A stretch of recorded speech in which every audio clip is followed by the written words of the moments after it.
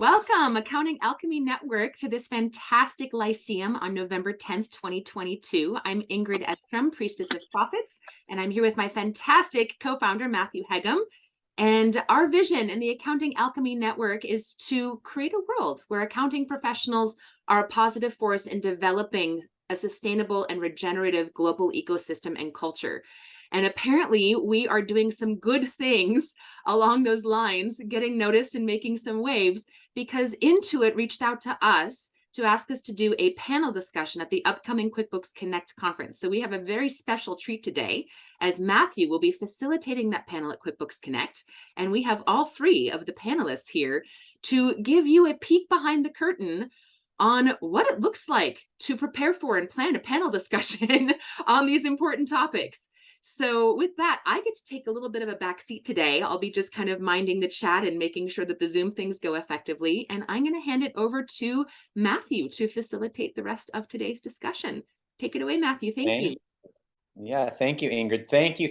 And thank you, everyone, for being here today, especially our panelists. I know this was sort of a last minute, maybe semi-awkward request that I had, and I'll sort of explain what I mean by that. As Ingrid had mentioned, we have been invited to moderate a conversation at QuickBooks Connect around sustainability. And so as we were looking at who might be great people to bring into that conversation, these lovely individuals, Alexis, Meghan, and Donny, came to the forefront.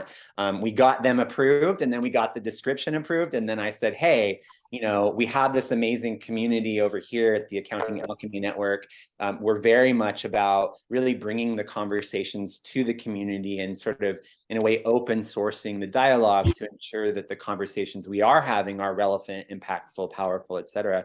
So I presented the idea to our panelists, hey, what if we sort of, as Ingrid mentioned, do a behind the scenes preview of what it's like to actually think through some of these questions and this conversation that we're going to be having at QuickBooks Connect. And I think it's really valuable to be having it in this community, because for those of you who are or have been present in the conversations, you know that the topic of sustainability is something we've been talking about in various different ways.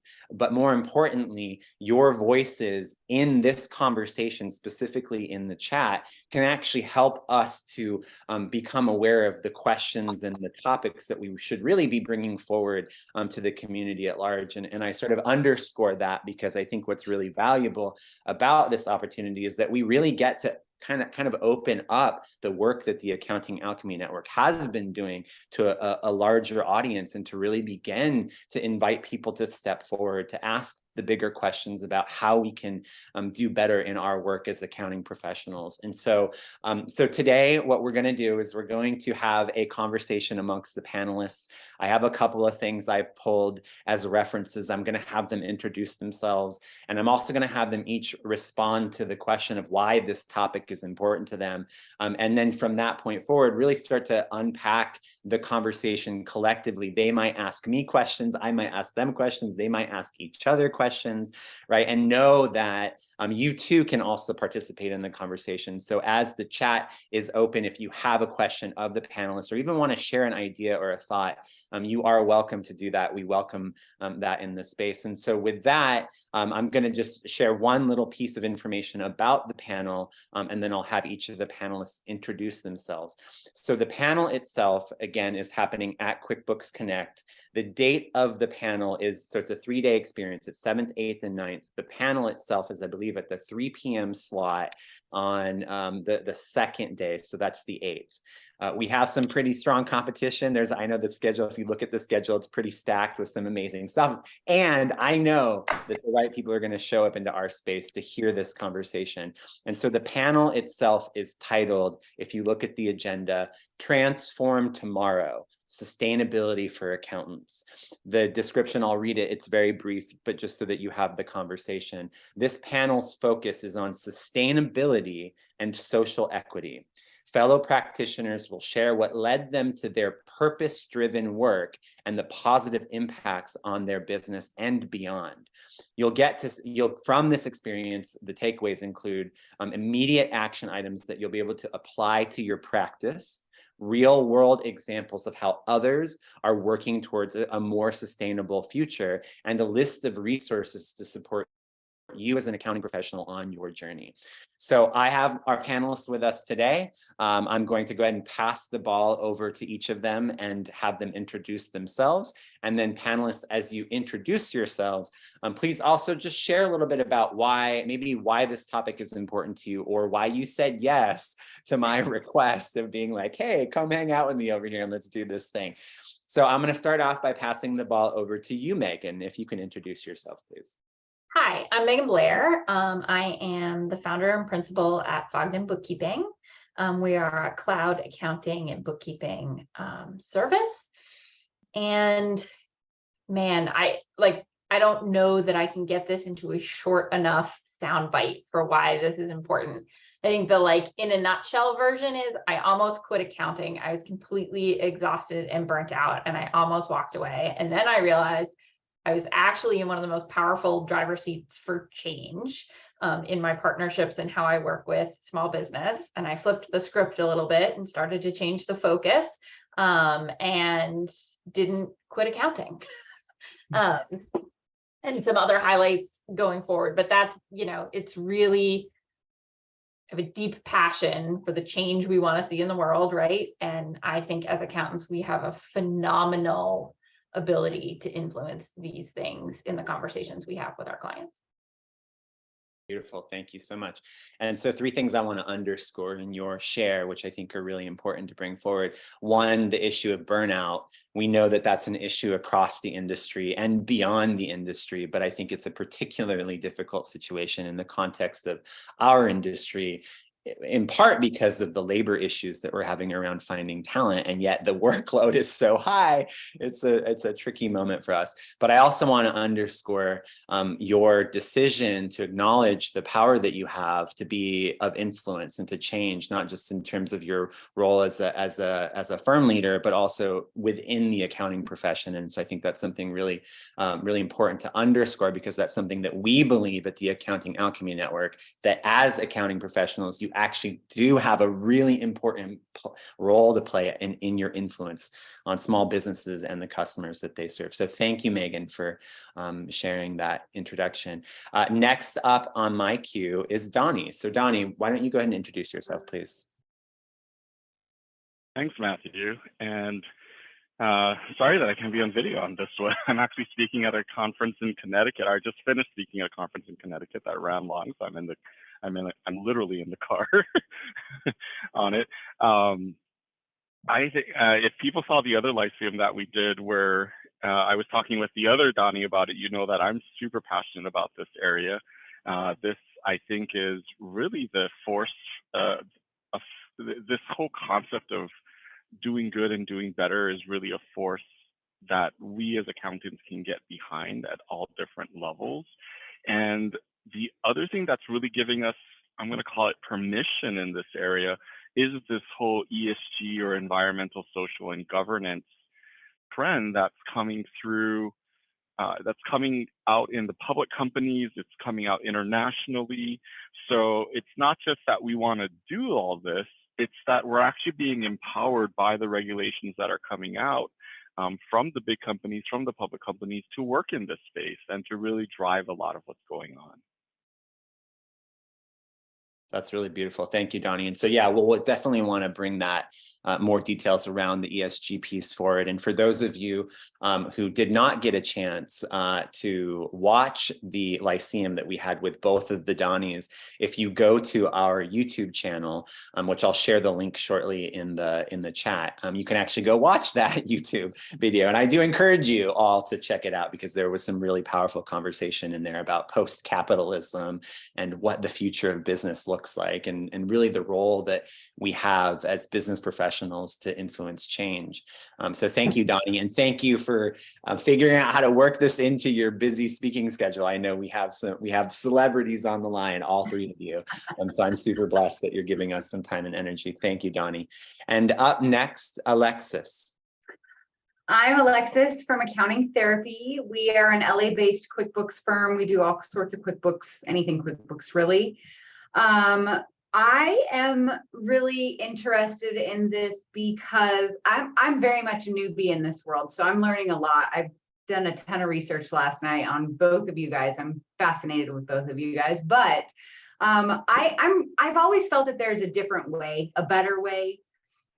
And being part of AAN has really helped me realize that not only is there a better way, but I can have some kind of effect on it. So that's really what brought me into this, and being a part of this, and the social part of it is a really big part for me, the people part of it. That's really where my heart is right now. Cool. Thank you, Alexis. And one thing I'll underscore in your share that I think is really important for the panel, specifically as we prepare for it, is that we know that in the room, there will be people who consider themselves newbies to the conversation too, right? So how do we offer, in essence, a roadmap for people to be able to enter into this conversation and then feel empowered to be able to take action and do something about that feeling that they have, which is, I heard that too, that feeling that they have inside that something needs to be different, but that they're not sure exactly how to actually be with that difference in the form of taking action, and certainly in the context of what that means to be an accounting professional. So thank you, Alexis. So as you can hear, if you're tuning in, and I will encourage you to check out the QuickBooks Connect website. You can go to the list of the events that are occurring. You can read all 3 of their full bios to get a better sense of who they are and what they're up to in the world. But I want to go back to that this is a conversation about us preparing for a panel, right? And one of the things that is really important when organizing our efforts around panel discussions is that there's a consensus, or at least an understanding of some of the language that we're using, right? And so the first word that really comes to the forefront, and I'd love to sort of invite each of you to just kind of share your response to what this word means to you, and that is the word sustainability, right? We're talking about transform tomorrow, sustainability for accountants. So if you don't mind, I'll go in reverse order, and Alexis, Of course. I know that's how it works in my view, right? So I'm going to start with you, Alexis, and I'm going to ask you, like, what does that word mean to you? How, and again, I'm not concerned with like a textbook definition. I want a personal. You're not going to get one. Good, thank you, awesome, great. So I'm going to pass the ball. Share with us, what does that word mean to you, Alexis? So I struggle with sustainability in this world. I know it's there, with the research that I've done preparing for this, it's there, but it's not clicking for me. But what it means to me is being able to do something in a way that continues to improve whatever it might be, the world, the people, whatever it might be. So that's kind of how I'm interpreting it. Is that right? I don't know, but that's kind of what it means to me, is to just find a way to make things better and show people that this is the benefit of doing things differently in a more positive way. Does that make sense? Yeah, it does. And as we each share, both Donny and Megan, I'm going to invite you, if you want clarification from your fellow panelists, again, this is the space to be able to ask those questions. But yeah, no, Alexis, it does land for me. Donny, what about you? How do you relate to this word sustainability? So sustainability, I think of more as like it says sustain. So the ability to really continue doing whatever it is you're doing. And I know, oh my gosh, her name's, who's our other Lyceum host here? Ingrid. Yes, Ingrid. Ingrid, thank you. Ingrid always talks about rejuvenation and rejuvenating everything that's going on. So, sustainability is to me kind of a base point of we're not doing more damage.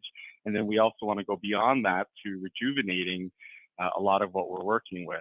But sustainability, when you look at it in the ESG space, a lot of people traditionally think of it as preserving the environment. But I like that the last person said, it's really also about people, because the social aspects in ESG talks about the use of, for example, slave labor, and addresses like good working conditions, right? Which in the States here, we can attribute back all the way to the unions and why the unions are coming in. And it's interesting to see all the unions start to build up again with this Starbucks and Amazon unions and right, everything coming in there. And then I want to bring the third element, that each, that's kind of the S. The last one on that is the G, which is the governance, which is looking at the way that organizations make decisions. So are organizations making decisions that enable them to really balance all of their different needs? And it's not just all about the profit bottom line. So I would look at that as a whole. I love that. Thank you, Donny. Yeah, for sure. Alexis, what do you love about that? Let's since you said Because when he talks about the governance, it's making the right decision, not for the dollar. It's for the people. It's for the environment. It's for, you know, whatever it might be. I love that so much. Yeah. Thank you, Alexis, and thank you, Donny.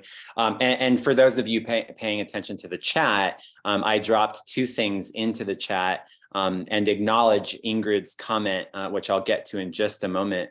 But that the YouTube channel is actually there, and so the interview between the two Donnys, as well as PS, Ingrid's explanation of what regenerative means as distinct from sustainability, is also in that beautiful series of content pieces. So take a look at that. I also did, by the way, for those of you going to the QuickBooks conference, drop the link to the actual panel. So what I want you to do right now is copy that link, and any friend you know that's going to QuickBooks Connect, tell them to show up because we want them there. So Meghan, what about you? How do you relate to this word sustainability, and how are you responding to some of the things being said by your fellow panelists?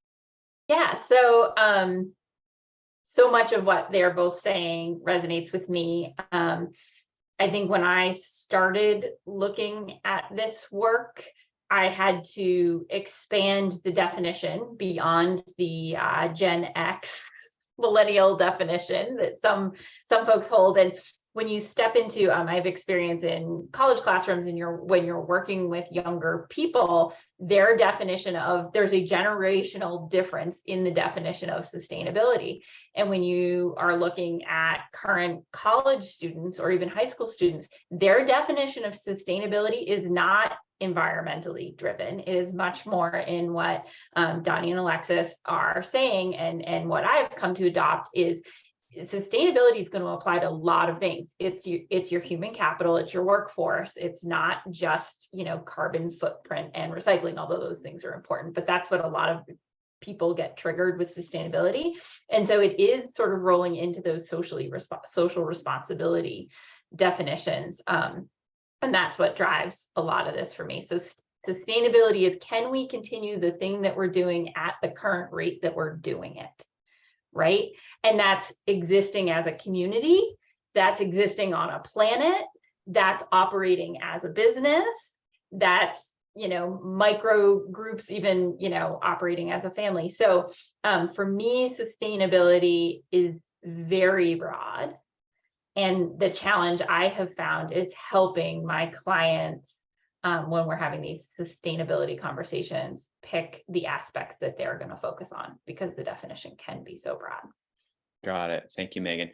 Yeah, and I think one of the things that I've become abundantly present to in the conversations that we have at the Accounting Alchemy Network is really the interconnectedness of these topics, right? That how we treat our bodies, how we treat our colleagues, how we treat you know, our relationships with other people is how we treat our planet and the natural resources. So if you're working, for example, in the racial equity space, that is just as important as working in the climate action space, because the interconnectedness of those two things, you can't dismantle one without the other, right? So you've got to really be working on all fronts, which I think is really interesting. And so I'm going to read a couple of comments that were shared by Ingrid in the thread, so we can ground ourselves in those. And while we do that, I'm going to then bring our attention to something else that I think is really significant around that. Intuit, in fact, has a climate pledge,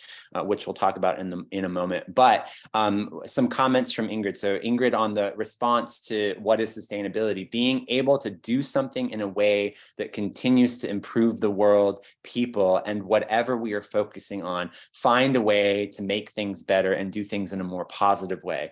And then later on, Ingrid shared a comment, the ability to continue doing whatever it is you're doing, that's sustainability. Sustainability is not doing more damage We want to move beyond that to regenerative or regeneration, which is rejuvenating our planet, right? And I kind of relate to that as sort of like something that's life affirming. It's like, not only are we actually trying to move beyond sustainability, but actually trying to plant more trees and really begin to shift the needle so that our planet just becomes healthier in its expression, and therefore we become healthier in our expression. And we have you, Donny, in your beautiful Zoom room. Welcome. Nice to see you.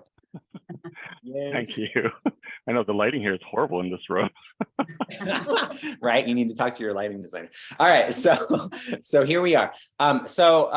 Going back to, and I'm going to drop this in the chat, right? And I want to kind of ground us in that this exists as panelists, again, because I'm curious if we want to, or how deep we want to go into this discussion. But it is the climate pledge that Intuit has, right? And so when I read this, or started kind of browsing through this pledge, Intuit's 50 times or 50x by 2030 goal for climate action, and they start talking about carbon emissions, and then they start talking about the climate action marketplace, which I didn't even know there was a climate action marketplace connected to Intuit. And all of a sudden I'm like, the equity, the mental equity of the value of Intuit was kind of like going up as I was realizing that they were having these conversations.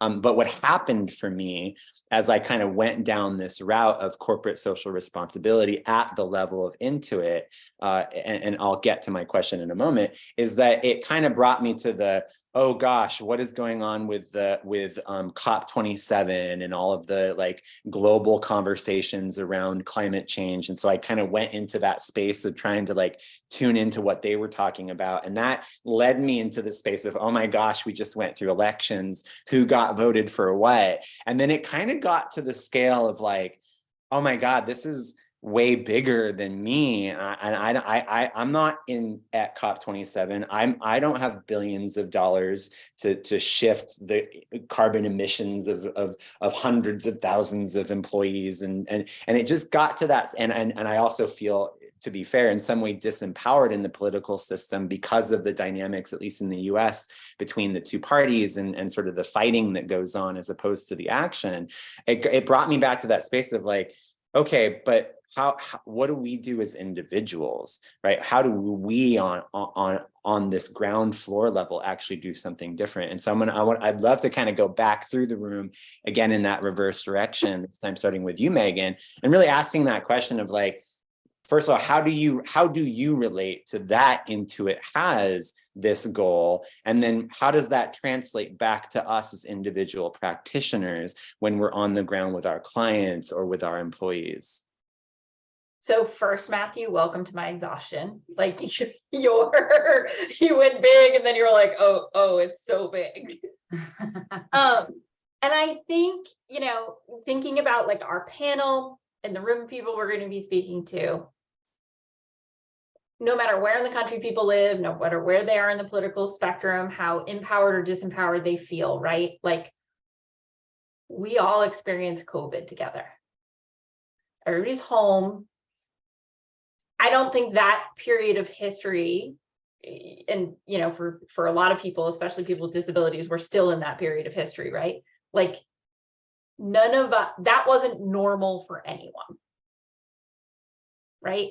So it really shook things up. And if there were fissures and cracks in the dam, man, did it bring a magnifying glass to those things. And all of a sudden, if food insecurity was something in your community before, it got really critical, right? If access to healthcare was an issue in your community, that got really critical. It put a magnifying glass on things. So I think, and I hope that there's enough self-reflectiveness in the room that we are going to be a panel of, that folks can connect to that in some way. There's some piece of this they're going to connect to. So, and I would encourage people not to get lost in the zoom out, the really big problem, the disenfranchisement, the lack of connectedness or feeling like you can influence on this. Like, think about the things in that period or in your day-to-day that you feel close to now. So I find this over and over again. I'm curious in Donny and Alexis's research and time in this space. There's a ton of resources that are really focused on like, you're a publicly traded company. Here's your IFRS guidelines. Like, cool, I'm a coffee shop with 25 employees. Like, I'm not quite sure how this relates to me.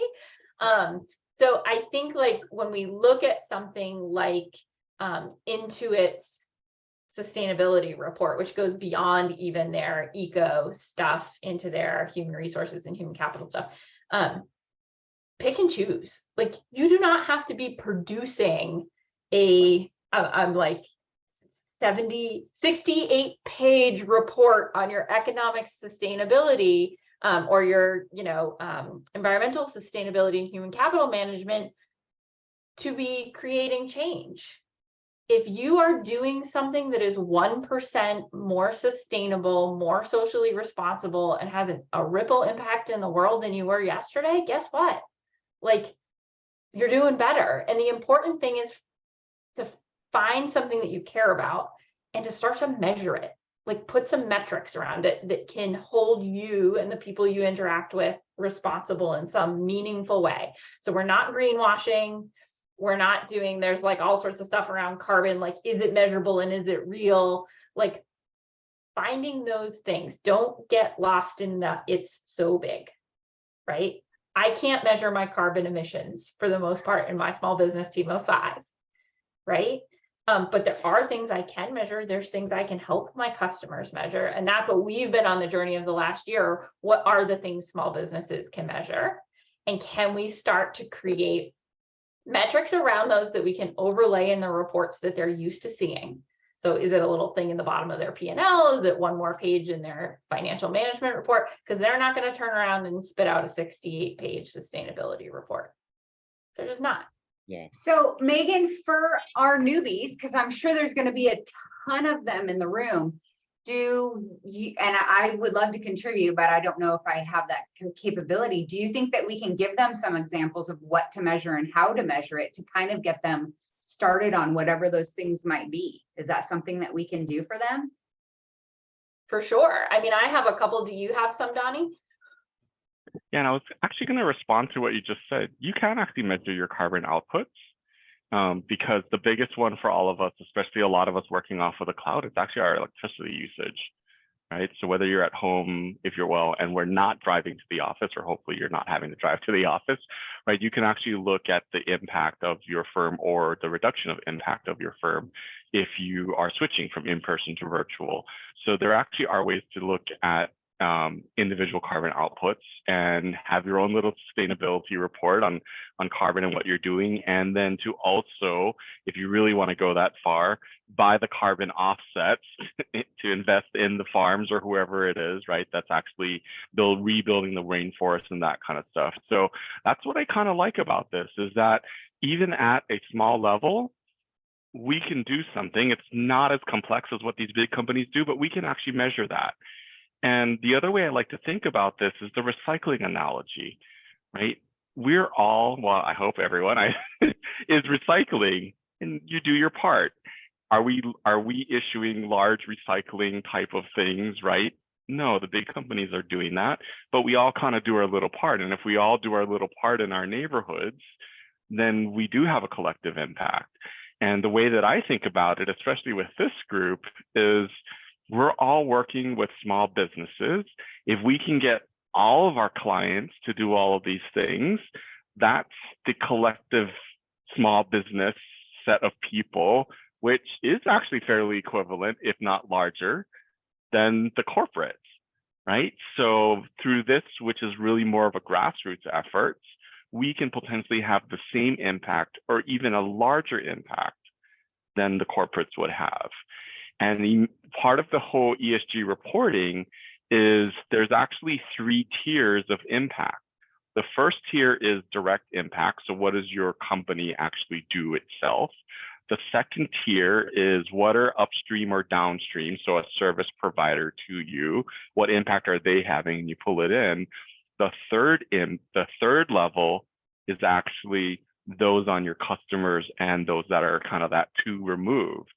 And so if you think about all of our clients, all of your clients, that's the impact that we're having, is that collective impact in that third tier.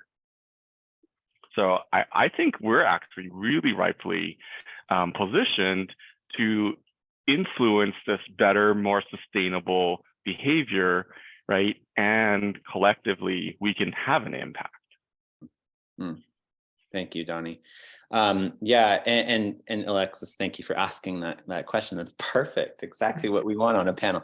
And I want to share one thing, well, two things. One, just as I've been getting present to the panel and thinking about the conversation and doing my own research, in light of this conversation, one of the things that came forward for me is, whether I measure it or not, I know that less time in my car is better. Whether I measure it or not, I know less plastic is better. And just the fact that I'm becoming present to it daily. It's like earlier today, I sort of lamented on my phone calls, like, I'm happy that I'm feeding my body, and I'm frustrated that the things are being contained in these plastic devices. And so, but the fact that I was able to articulate that in that moment is me becoming present to that's something I want to change, and that I might not have changed it in this moment for whatever circumstance, but the fact that you become present to it. And I think, Alexis, what's just to be sort of explicit about, one of the values of having you on the panel is you chose to sort of step into this conversation through the Accounting Alchemy Network, and you chose to start that process through education and conversation. And I think people forget that it's not like you have to go run out there, plant 50 trees, get rid of your car, rip down your power lines, throw up solar panels, and do all of that today, and stop flying, and stop doing this, and stop eating that, and go vote for these 5 people right now. Because first of all, it might just be that you need to start with education. It might just be that you need to get grounded in the conversations that are going on. And I say that in part because one of the things that I was also lamenting about, as you become present to things, you start realizing, oh, if only if, right? And so I was kind of curious about this COP27 thing and what was going on. And so I went to YouTube to figure out what people were saying. And one of the things that sort of shocked me was, and I do a lot of social media work, but one of the things that shocked me was one of the videos had like 79 likes on it. Right, which 79 sounds like a lot, right? For those of us who do small business marketing, we would love to have 79 people like our video, right? But again, remember, this is on a global conference about a big international topic with major global leaders. And then I reflect on the fact that meanwhile, over on TikTok, there's videos of cats, being cutest creatures ever, getting hundreds of thousands of likes and comments and such, right? And so just the act of even uplifting some of the information and sharing it with people can be an act of contribution to the conversation. And so, but the one thing I wanted to pull forward from the COP27 quotes that really stood out for me was this. And I can't recall who said this exactly, but I did drop in the link or I will drop the link in the chat to the tweet so you can do your own research. And the quote is this: the heart of implementation is everybody everywhere in the world, every single day, doing everything they possibly can to address the climate crisis, period. And I thought that was a very poignant quote because it leaves nobody, nowhere, at no time exempt from it, at least taking some action, whether it is education or something of impact, like leading an initiative inside of your practice around how you engage with this work. Now, the other quote I want to share with you all, and then I'd love to get your response to this. One of the initiatives that we have at the Accounting Alchemy Network through our education in partnership with the Pachamama Alliance is the work that we're doing both with the Awakening the Dreamer and the Awakener content, as well as the Game Changer Intensive. And when I was on the Awakeners website, prepping for some social media content with one of our collaborators, Alina, one of the quotes that jumped forward for me was this, and I'll share it now. The quote is this: business is the only mechanism on the planet today powerful enough to produce the changes necessary to reverse global environmental and social degradation. I repeat, business is the only mechanism on the planet today powerful enough to produce the changes necessary to reverse global environmental and social degradation, by Paul Hawken, environmentalist, entrepreneur, and author. And I bring that forward because I think one of the pieces of criticism, and I would love to get your feedback on this, is that, hey, this is not our job as accountants. This is not our job as for-profit businesses. That's for the nonprofits. That's for the politicians. That's for the social justice workers, right? So I'd love to get your response to that quote and maybe help us to understand why you do feel like it actually is not only our obligation, but how essential it is that we're playing a part in that conversation. And any one of you can step forward and respond. I'm going to remove I see Donny, you came off mute first, so go. I'll jump in because you just reminded me, because I think Megan said it earlier, you know, we're not the government. How are we doing all this stuff? And with all the politics and everything going on, the whole point is the government's not going to do something. And that's what I've heard other people start to jump in and say, well, shouldn't this be stuff that the government mandates? Like, they're the ones that make us do all this stuff. And the political will and the split is causing it that we probably won't see it come from the government. And the nonprofits can only do so much. And so that's where I do agree that in the end, it comes back to business, and it comes back to business really also upholding the spirit of what we're trying to do. One of the big problems with this area is greenwashing, and the fact that businesses are doing this stuff just to say, oh yeah, we're paying attention to DE&I, we're doing our part. And one of the big criticisms in the ESG area is that I think it was Chevron or Shell was one of the top 10 ESG friendly companies out there. And they're like, they're doing all this fracking and oil and all this stuff. How is that, right? And that's where these levels came in. It's because of the way that they actually do that reporting. And so it comes back to us as accountants. And I'm also going to throw it over to the auditor side of our profession, because it's about understanding what are these things really intended to measure, and are we actually upholding and truly reporting on what these things are truly trying to measure, and not just putting a report forward, which is the same thing that we do with the financial statements. And I would piggyback on that, like, all of that is so true. And I think in my own journey as an accountant, you know, feeling like, well, what can I do about any of this? And the very short little story I will share is having a conversation with an investor, invest in a client. This particular client, like, I was writing paychecks on Tuesday and turning around, I volunteer at the food pantry on Thursday and seeing those same people come through the door.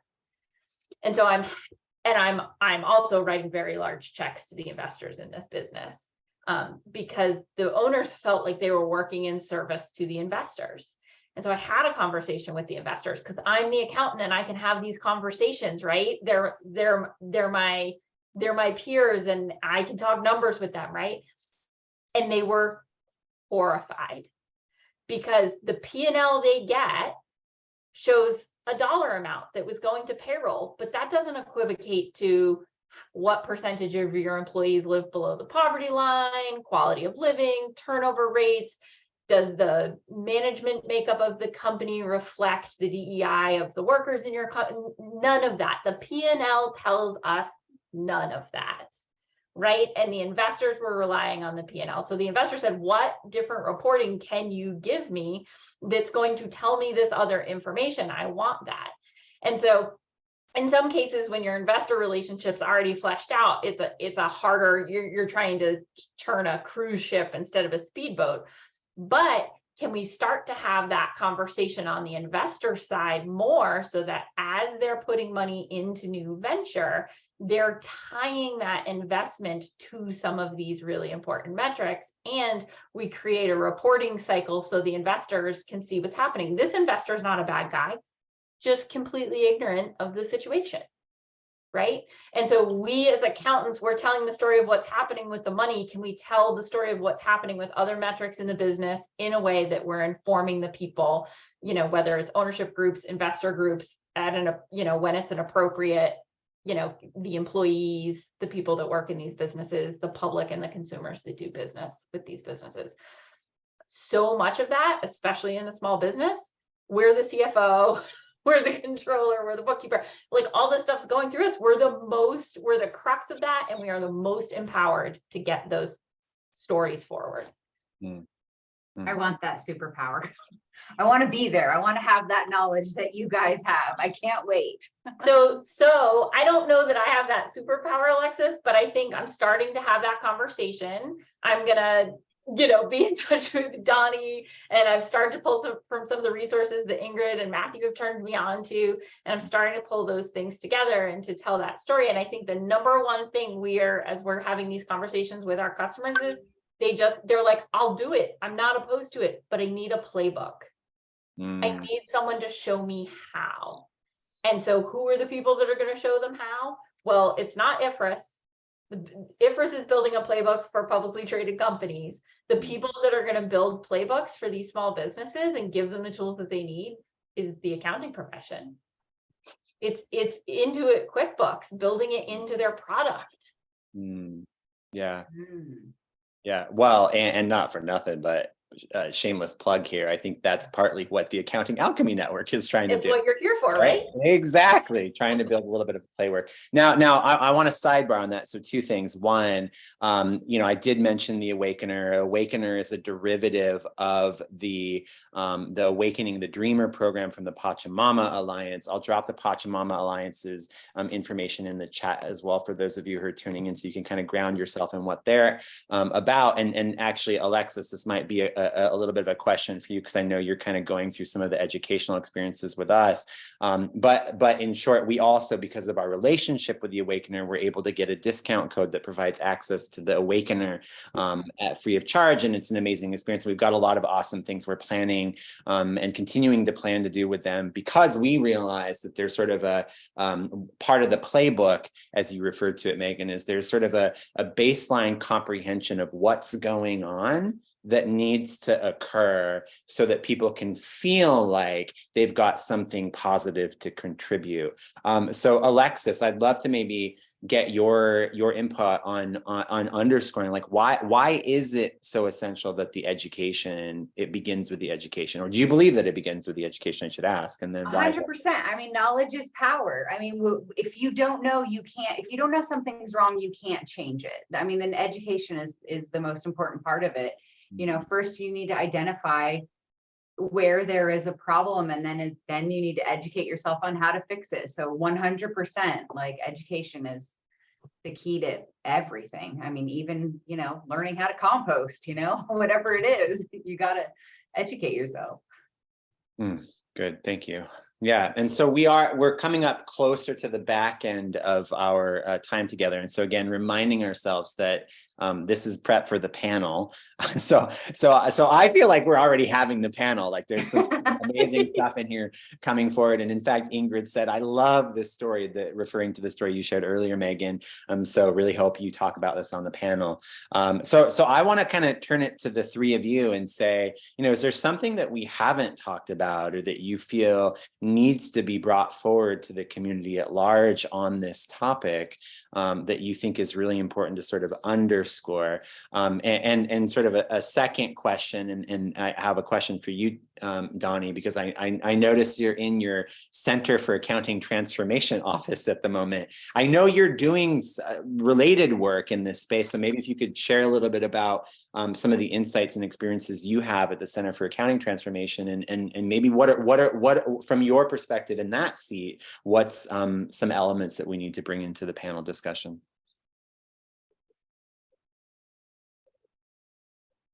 Sorry, I wasn't sure. Did you mean for me to go now? Yes.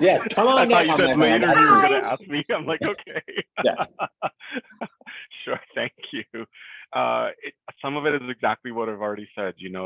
A lot of this is coming from these big companies, and how do we take that and right size it down into small and mid-market, which is who all of us are working with. And so like Megan has said, like, it's not going to come from IFRS and that side. But there is the SASB, the Sustainability Accounting Standards Board, and they're producing a bunch of information and a bunch of standards, I should say, around how we account for all of these things. And remember, we've been talking a lot about the environment, but this is also about social policies. It's also about cybersecurity. That falls under the governance area. It's about ethical behavior. So there's a lot of different aspects. And the nice thing is that we ourselves and our clients are nowhere near as complex as these large companies. So just like I gave the example of, you can actually measure, you can figure out your own carbon impact and whether or not you're actually positively impact, how can you reduce it? Or you can measure it the other way and say, well, I'm not driving to the office, and so this is how much I'm additional carbon that I'm not producing, right? We're working with stuff that's a lot simpler. The key is that there are standards coming up around this. So it is important to get educated. It's important to not just make up your own standard on what you're doing and to kind of look at what's happening, but it's also simplified. So if you can start to do this, like I've seen some even CPA firms that are publishing their like a people report around this is the impact we're having. This is the amount of donations we've given to these charities. We have a DE&I program in our firm, even a small firm. We have a DE&I program in our firm. This is what it embraces. Publishing information about salaries. In the UK, average male salary versus average female salary to look at the impact on the pay disparity between the genders. There's a lot that we can do in our firms. And again, even though it's small, when we put all of this together, we can actually see a greater collective impact. And that's what we're trying to do to the centers. We're taking a lot of things that are coming from large corporate. A lot of you know that my background is actually CPA from PwC, but I think part of my skill is taking a lot of that big stuff and bringing it down and making it make sense to small business. So that's what we're trying to do. Thanks, Mathew. Thank you, Donny. Thank you. Megan, anything else that you want to sort of put on the table as a panelist for us to consider in preparation for this conversation at QuickBooks Connect? I think as we start into this conversation with folks in the room, some of which are trying to figure out how this, like, is what I'm doing really matter? Can I really pull on a meaningful lever, or am I spinning my wheels? I think helping bring forward some statistics. Intuit loves to throw around there, like, there's X many small businesses in America, and they're, such and such percentage better off with an accountant, whatever the current stat is. I think I've done a little research around, like, I think the current stat is somewhere in the neighborhood of 46% of the business in America is small business. That's a lot. And if you figure what percentage of them is working with an accounting professional, right? And I think we can piggyback a little bit off of Intuit's got some real stats around that, right? And sort of ground the conversation in some, like, this is real. Like, you have real impact. This is a big piece of the apple. And I think it goes back to that conversation of the government and the nonprofit organizations can't do this alone. Like, the for-profit business, no matter how you feel about capitalism, no matter where on the spectrum you are about the current state of affairs, like, the reality is that they're a huge employer, they're a huge piece of the economic apple. We've got to start pulling on that lever, and we've got to give small businesses the tools. They're not out there being destructive on purpose, right? We've got to do this in a way, and a really important part of framing this conversation for me with small business has been not browbeating and putting down folks of, you're not doing enough, or you're bad, it's evil. It's we want to do a little bit better, and it doesn't have to be perfect, but this is what progress looks like. Thank you, Megan. Thank you, Megan. Alexis, any other comments from you? Yeah, so one of the thoughts I had, because I'm sure we've all been to a million conferences, a lot of the times we leave and we have great ideas and they don't get implemented. So one of the things that I was thinking is maybe we can come up with the simplest of examples, whatever that might be. Maybe it's just communication with your team, or, how something that they can do tomorrow. Maybe not build a metric, build a, whatever it might be. Maybe we introduce them to something that they can easily take home with them and go, I can do that. I don't have to spend a bunch of time measuring this or researching that or educating or, those kinds of things. Maybe we can do something in that, maybe the social world, I'm not going to say it's easier, but it's probably a little bit easier to grasp how we can impact social as opposed to the environmental and governance. At least that's me being the newbie. But maybe we kind of try and give them something that they can take home and do tomorrow. Yeah, no, that's, and funny enough, fun fact, and I'll just share with you. So when I originally submitted, well, two fun facts. One, we're at the 50-minute mark in essence. So and we have 50 minutes. So now we know what that feels like. So there you go. That's the fishbowl moment, everyone who's listening. We're actually like experiencing now. But the original title was that I had submitted was Sustainability Now: Empowering Accountants to Transform the World. And my intention in the word now was that literally you could like leave the room and go do something different. You could say no to the straw. You could carpool to the after party or whatever the thing is. You could do something now. What was beautiful about the rewrite by Intuit, and thank you Intuit, I love you. And what was interesting about it is they shifted it to transform tomorrow, sustainability for accountants. And I get that, and they were playing some word layout games on how does this fit into this big program, and so they had to kind of do what they had to do to make it work. But actually, coincidentally or not, Alexis, at least in terms of the universe, giving us this gift of the word tomorrow, right? And so maybe what I would invite each of us as panelists to consider as we prep for the presentation and begin to compile this playbook is I can actually compile some action items that we can put up on a slide deck of like, here's the playbook for everything you can do tomorrow to get the ball rolling. Love right. And so I love that idea, Alexis. And what I would invite each of you as panelists is really to start, and I'll share my Google document with you so you can sort of add some things to the document if you'd like. All of the things that we've talked about, and including now this recording, it will be hyperlinked in the Google document. So we'll have what we need as a group of panelists to stay organized together. But let's definitely brainstorm on that tomorrow piece and think about what each of us respectively would contribute to that list, so that when I compile it and put it up in a slide deck, we'll have all of our thoughts kind of listed out for people. Now, because we are coming to the close of the conversation, I wanted to address one other piece, and we have the time at the Lyceum. We're 3 minutes over, but whatever. At least 3 minutes over in the context of the panel, and that is an article that I shared with each of you via my email communications around the word hope. Right? I keep seeing this word hope pop up. It's like on a rock. It's in a podcast. It's showing up here. It's like the word hope keeps popping up. And anyways, I found this article again in support of Alina, who's one of our co-creators in the Accounting Alchemy Network. We were looking for content for social. And the article is, "Don't tell me to despair about the climate. Hope is a right we must protect," right? And I read about half or 3/4 of the article, full transparency. I'll drop it into the chat now. I know we have it going on our social feed shortly, but I'm just curious, like, what keeps you hopeful as panelists, as people who care about this stuff and who are actually doing something in your personal lives and your professional lives? What keeps you hopeful about the possibilities of being agents for positive social transformation? And I'll let any one of you step forward and respond to that first. Let's see who comes to the table. I'll jump in.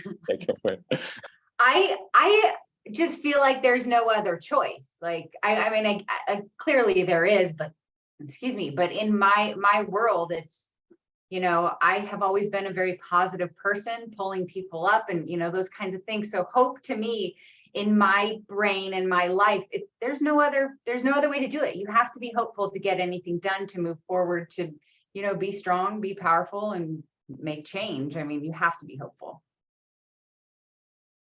Thank you. Who else? Donny? I'll jump in. So the hope is actually the third tenet of the Center for Accounting Transformation. And it's because the first two tenets, peace of mind and vision and clarity, are things that we believe we deliver to clients as accountants. Peace of mind that they're going to have cash flow, right? They can stay in business. We did a lot of this with PPP over the pandemic. Vision and clarity. What does tomorrow look like? How am I going to get there? Doing that financial plan, that tax plan, whatever that is to get there.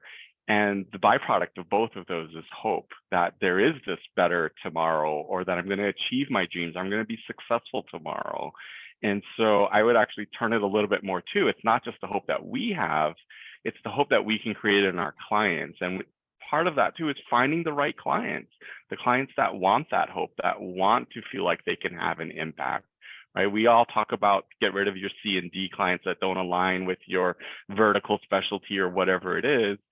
Get the better clients that also align with your values and where you think we need to go as a world. And let's have more impact. And we call it accelerating our impact on those clients, because these are the ones that we want to have take over the world.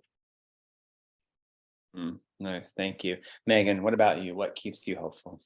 I think my initial conversations when the light bulb went off for me, and then I started reaching out to investors and business owners, and I was in a really not hopeful place of like, people don't care about this. Like, and they did. Like, it was a really easy, much easier sell than I thought it was going to be. And that's what's giving me hope is people really do care. They want to do this work. That needs to be said at Connect. Sorry to interrupt. Don't know how. And they're looking to people like us, their trusted advisors, to show them how. And I was like, oh, okay, I can do that. I can go out and do the research and meet people and help make the playbook. Okay, that's where my hope is generating from. It is what I am discovering in my conversations is not a lack of willingness. It's a lack of know-how. Got it. Thank you, Meghan. And I'll sort of respond to my own question and say, I think one of the things that keeps me hopeful is, I'm watching these children, meaning my boyfriend has a kid, and so I'm like watching him parent his child, and I'm listening to her talk about like gender equality and calling out racism in the classroom in a middle school. And I'm like, wait a sec, I didn't even know what that was until later on. And then, you know what I'm saying? And so the fact that this young person is in middle school already calling out issues around social equity and racism and inequalities around gender is like, that's huge. That's huge. So for me, that's very hopeful. Maybe our generation is struggling, right? But I think the future generations are really equipped to have a different kind of conversation right out of the get-go, right? And the other thing that sort of is coming to mind, and this is a response to what you just said, Meghan, is, I think what does it look like for our clients as accounting professionals to show up into the room with our quote accountant, and all of a sudden they're talking about social equity and climate action. It's like, wait a second, even my accountant cares about this stuff? Like, oh my, maybe I should, if my accountant is not just a numbers cruncher and a bean counter and all the other things that we've collectively gotten labeled as, right? But that, oh my God, this person who is incredibly intelligent and powerful, and I think we need to own our power. There's something that's come up, Meghan, in your share. It's like, and we need to own that we are influential and can have that, make that difference, and that we show up in these conversations in these rooms with our clients in this way gives a completely different perception of who accountants are and what we're able to do in the conversation around social change. So yes, own that power to create positive change. So we are at time. Alexis, any final comments, thoughts, questions before we close the space? I don't think so. Okay, good. Awesome. Same question for you, Meghan. Any other final comments before we close the space? No, I'm just really glad to have gotten to spend some time with you all. Yeah, it's fun. Yeah, Donny, same question. I want to close with that word hope. I Mm. think we all got to keep that. And this is our opportunity to generate hope, not just for ourselves, but even for just a whole better world. Word. Awesome. All right. Well, for those of you, so panelists, thank you so much. I'll share my notes. We'll share the recording.